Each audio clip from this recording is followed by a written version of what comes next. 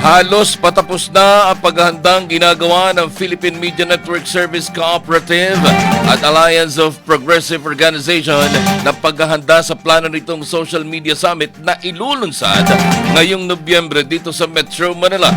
Ayon kay President Francis Alpas ng Alliance of Progressive Organization, maaaring abuti na lamang na hanggang 2 linggo ang kanilang ginagawang paghanda kasama na mga fine-tuning ng proyekto. Nagpapadala na rin sila anya ng mga fillers sa mga posibleng imbitahan ng grupo upang magsilbing resource person sa naturang event. Kung walang masyadong changes, baka kaya natin within 1 to 2 weeks may lunch na siya. Wow. Pero as we speak, kinakausap na natin ngayon yung mga i-invite natin, sinisimulan na natin sila, nag-feelers na tayo para malaman na natin sino yung mga pwede natin headliners na ilagay dito. So nandyan ang Facebook, TikTok, Google, kasama ng Google ang YouTube. Sa Facebook naman, kasama dyan ang Instagram. Kasi yung mga representatives usually, nagbibigay sila ng mga tips, ng mga tricks, ng mga hacks, kumbaga, para ma-increase yung mga views ng mga influencers. Ayon kay Alpas, malaking pagkakataon ito para sa panig ng mga social media influencers at mga kooperatiba dahil sa dito ay makakamit na magkabilang panig ang kanilang mga kailangan para lalong umangat sa kanilang larangan. Paliwanag ni President Francis Alpas na siya ring head ng UP Los Baños Agricultural Engineering, may dalawang interes na laging target ang mga influencers gaya ng content at mga koneksyon para makabuo ng mga magagandang content, samantalang nasa mga kooperatiba naman ang hinahanap nila na koneksyon at content ng social media na kailangan ng mga influencers na siyang tutulong sa mga kooperatiba upang maipakilala ang kanilang kahalagahan, gayon na rin ang kanilang mga produkto at kanilang mga serbisyo. Daming magagandang content, magagandang pwedeng ilagay sa social media mga kooperatiba natin. Pero baka hindi lang na ilalabas na maayos, kumbaga. Hindi nalalagay sa tamang social media channel, hindi nalalagay sa tamang tema, or hindi lang talaga nabibigyan ng enough na exposure. So, kailangan ma-increase natin yung awareness. Kasi yung mga influencers, kailangan nilang content. At the same time, yung mga co-op, kailangan din ng influencers. Ngayon kasi, hindi nila alam paano makontakt.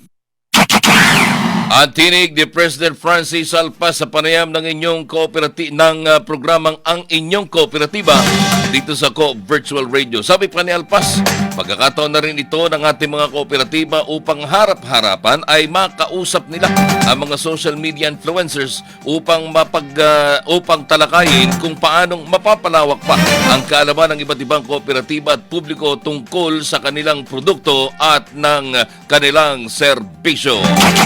Mga balitang balita dito sa Balita. Balita.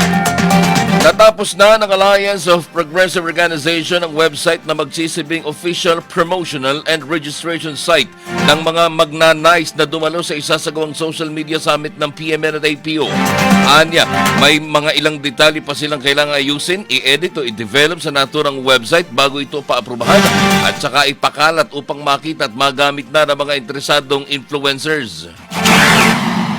May website na tayo na live na, pero ipapakita muna natin kay General Zamudio muna.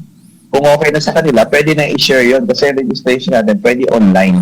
Kaya din naman, ililimit muna natin yan kasi gusto natin ma-perfect muna yung template. Kaya sabi ni General Zamudio, kung umokay ito sa NCR, then i-replicate at magro-roadshow tayo ngayon sa mga regions, sa municipalities. Para hindi naman mag-converge lahat sa Metro Manila. Pag nakita natin, General, na masyadong mataas yung interest, baka lumampas naman sa capacity ng space natin. Mag-implement tayo na RSVP scheme dyan. Kaya naman ang website natin. Naka-ready yan para sa ganyan eventually. May temang exploring the avenues for bloggers, vloggers, and influencers in the cooperative realm. Pinaplansya na ng PMN at APO mga detalye ng naturang proyekto na subalit pinakamalaking proyekto ng PMN ngayong taon sa pakikipagtulungan naman ng Alliance of Progressive Organization na pinaniniwalaan ni APO President Francis Alpas at PMN Chairman Brigadier Jerry Zamudio na siyang magbubukas ng pinto sa mas malawak na mundo ng promosyon ng mga produkto at serbisyo ng mga kooperatiba. Ang purpose naman ng mga influencers and vloggers is ilabas yung magagandang nakikita nila. I-showcase na maganda, gawa ng storya na maganda. Sa kooperatiba kasi, lalo na nationwide itong mga kooperatiba natin, ang daming magagandang activities, ang daming laudable na mga hangarin na ginagawa nila. So, kailangan lang i-showcase siya ng maayos at sa proper channels. At ang goal din natin dito is maturuan din ng mga kooperatiba paano gumawa ng sarili nilang content. Para pag nag-usap sila ng mga influencers, same language na. Kasi medyo kaiba ng lengguwahe yung mga influencers sa mga kooperatiba natin ngayon.